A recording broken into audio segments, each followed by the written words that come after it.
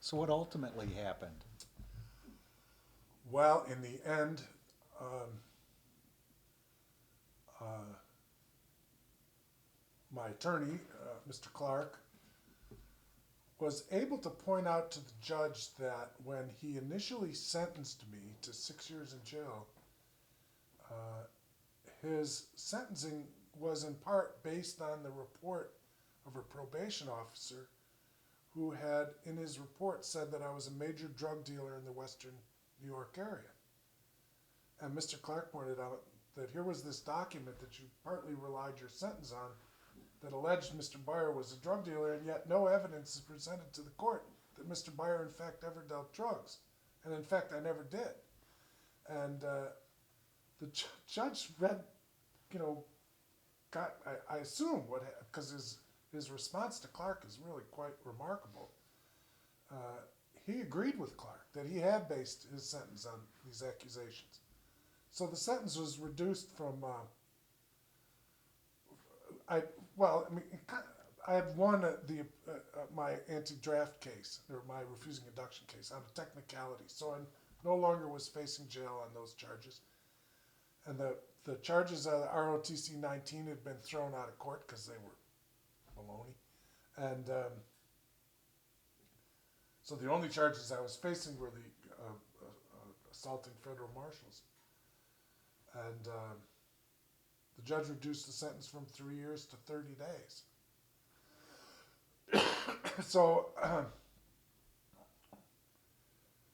uh, again, it was unexpected, but so I surrendered out at the Erie County Correctional Facility. And that's in Alden? It's in Alden, and that was an interesting experience. You know, I'm trying to build consensus against the war and don't forget the war. So we called a press conference, and the press was there the day that I surrendered out at the Erie County Correctional Facility, and the warden came out, a guy named Gallagher. He comes out, he's a very handsome guy, long salt and pepper hair. He says, after the press conference, he says to the press, "I'd like to make a statement." And so the press, of course, we're going to hear from the warden, you know. So the guy gets up there and he says, "I'd like to welcome Mr. Beyer to my prison." He said, "Not since Jack London has this prison had such an esteemed figure." I was like, this is mind-boggling. Yes. So anyway, we get into prison, and you know, you're processed through. They spray you down. You're naked. They want to make sure you don't have ice.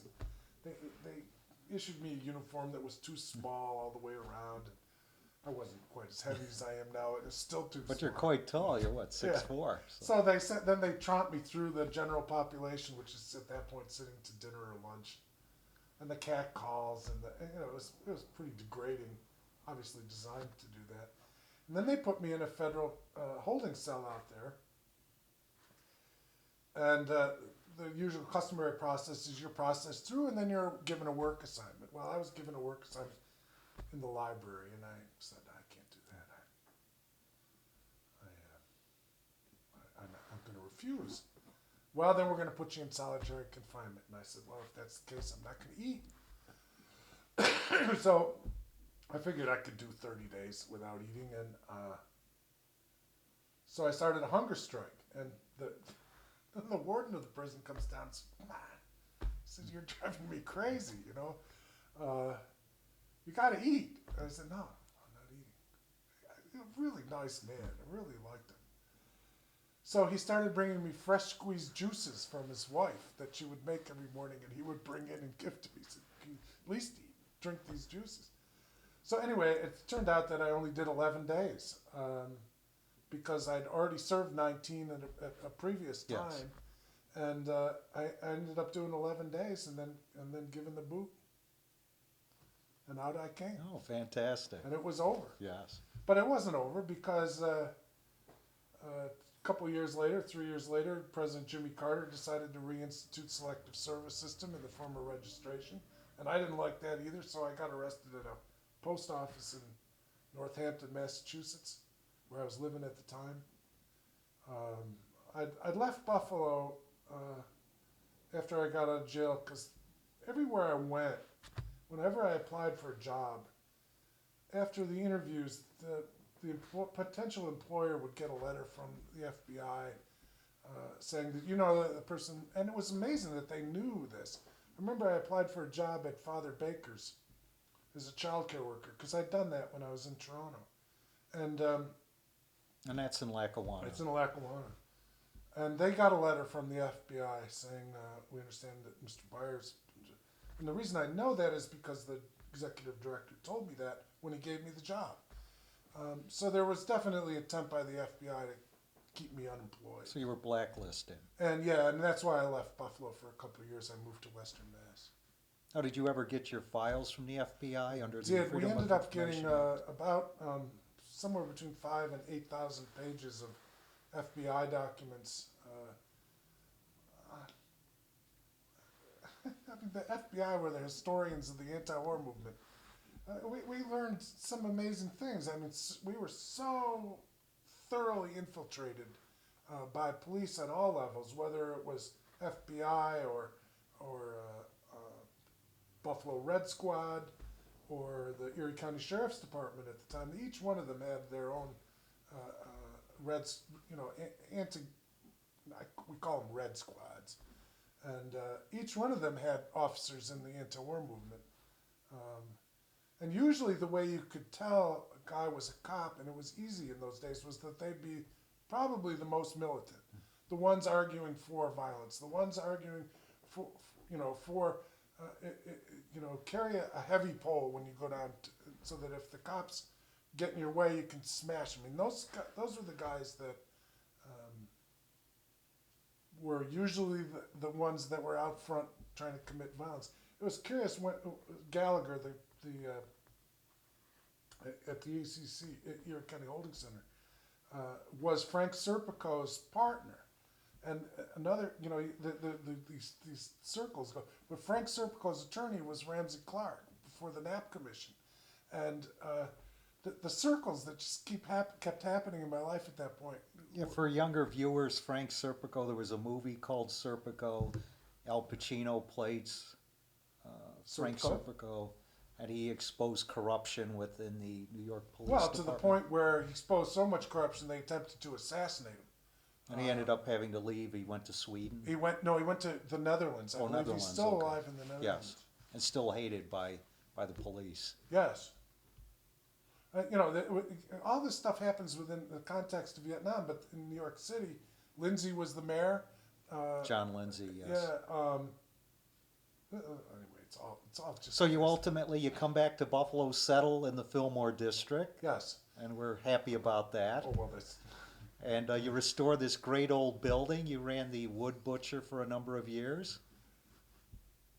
I came after living in Toronto. I had become enamored with old buildings and loft living, and I'd been looking for a place to live in Buffalo. And there was a propane explosion that occurred a couple blocks from where I live at Emsley and Clinton, and 3 to 5 firemen, I think, were killed. A number of civilians and a lot of houses destroyed.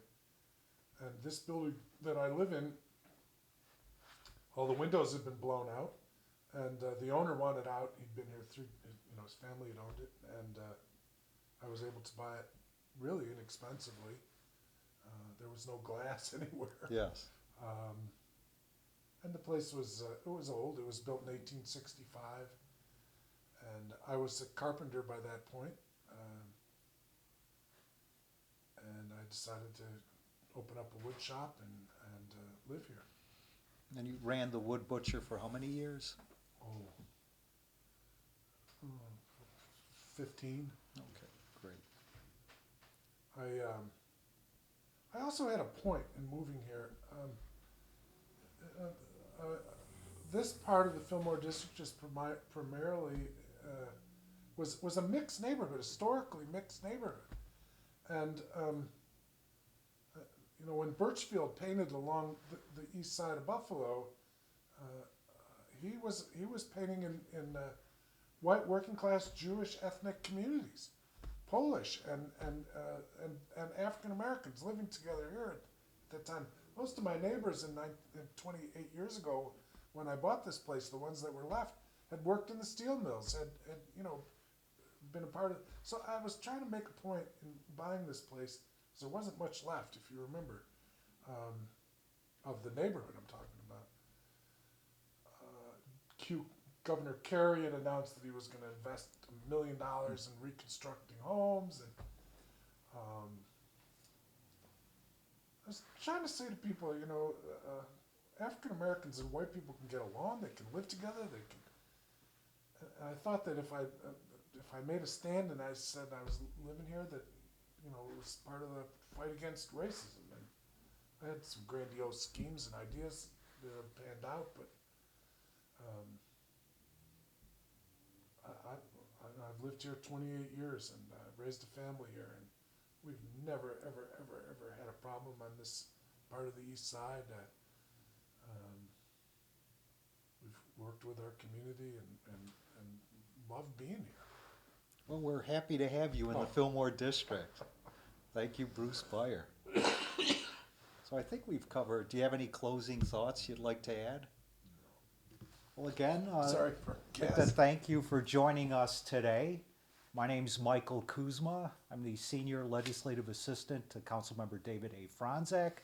And our guest today was Fillmore District resident Bruce Beyer. Thank you.